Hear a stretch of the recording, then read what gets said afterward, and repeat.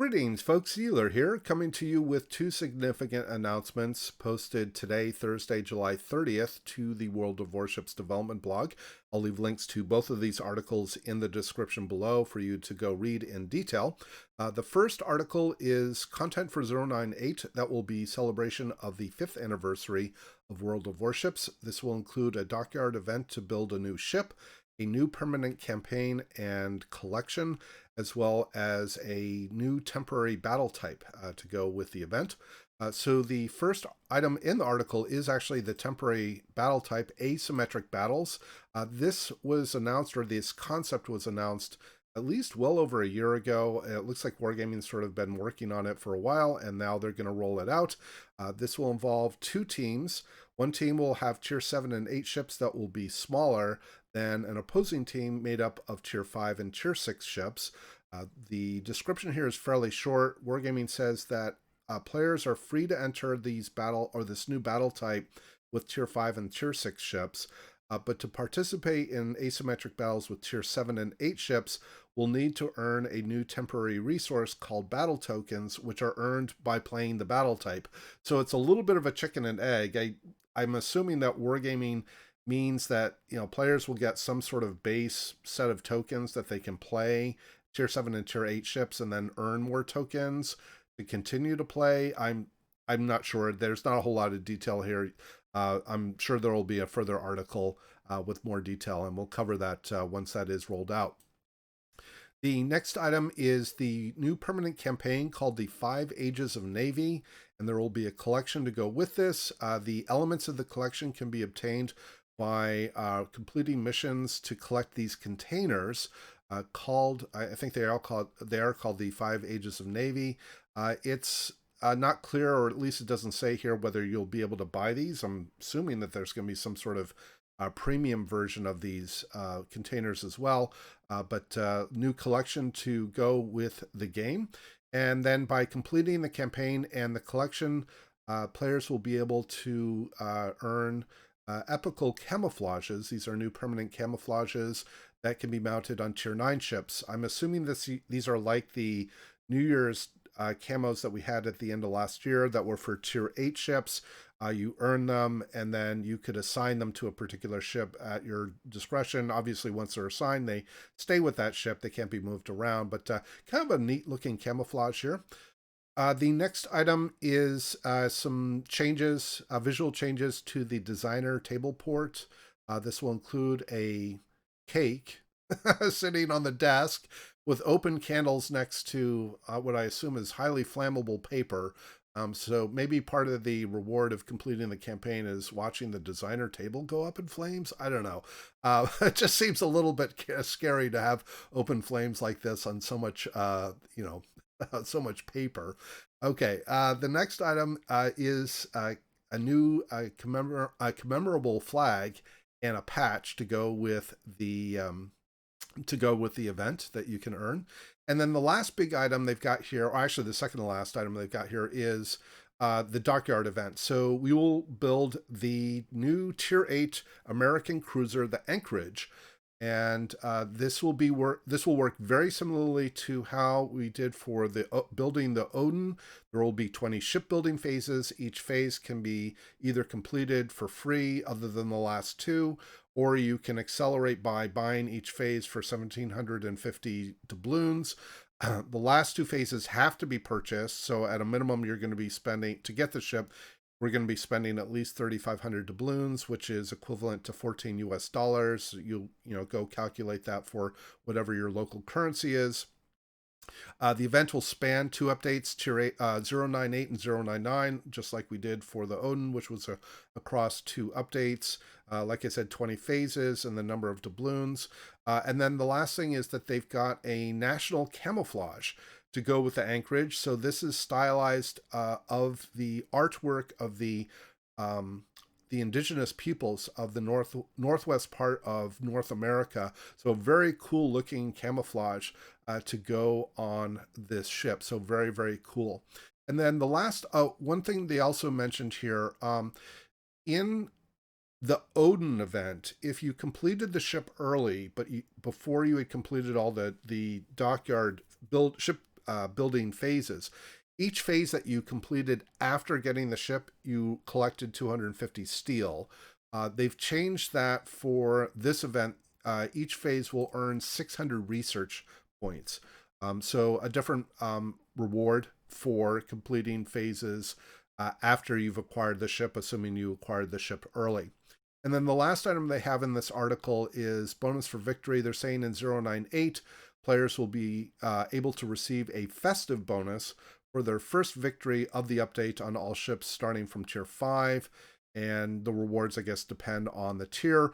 So I read this as being very similar to the snowflake events that we have had at the end of the year for the last couple of years, where the first win in a particular ship for the update as a whole, it's not daily, it's just for the entire update. The first win, you'll be able to collect rewards for that win. So some very cool updates. Again, feel free to read through the article, obviously. I did skip over a few things a little quickly, but we can expect, obviously, more detail coming. Certainly in the update article, once 098 is nigh, and yeah, so it looks pretty cool. The next article that Wargaming posted is 2 new ships that are in system testing for 098. So they haven't stated when these are actually being released. They're just saying that they are in system testing, which means that they're closed to select players under specific conditions. The first is a 1943 retrofit of the Belfast, which will be a tier 8 cruiser. She will have torpedoes. She will have the same gun systems. I don't know if the range is different. I didn't look at the specifics on that. She will get a short burst smoke generator. And I'll get to a comment here about that. And she will also have surveillance radar, which is 9 kilometers. Now, what they've said here about the smoke is that it's shorter reload and short dispersion time, which basically how long the smoke sticks around. They're specifically saying it's useful for retreat, but it doesn't allow for effective fire at targets from within the smoke. Read this as you will. Presumably Wargaming is trying to address the fact that they don't want to have a ship that can become invisible for prolonged periods of time and then see for itself using radar. But this is still, I suspect, going to be have some critics among the community about having a ship that this powerful that has that level of capability, even if the smoke screen is fairly short. Actually, let me scroll down. At the end of the article, they have the statement about the smoke. Duration is 15 seconds. The dispersion time is 40. So the smoke deploys over a 15-second period. The smoke sticks around for 40 seconds, and then the reload is 70 seconds. So you'll have a 30-second cooldown between the end of the last puff and your smoke becomes available again. By default, you get 2 charges, and that means with Superintendent you could have up to 3.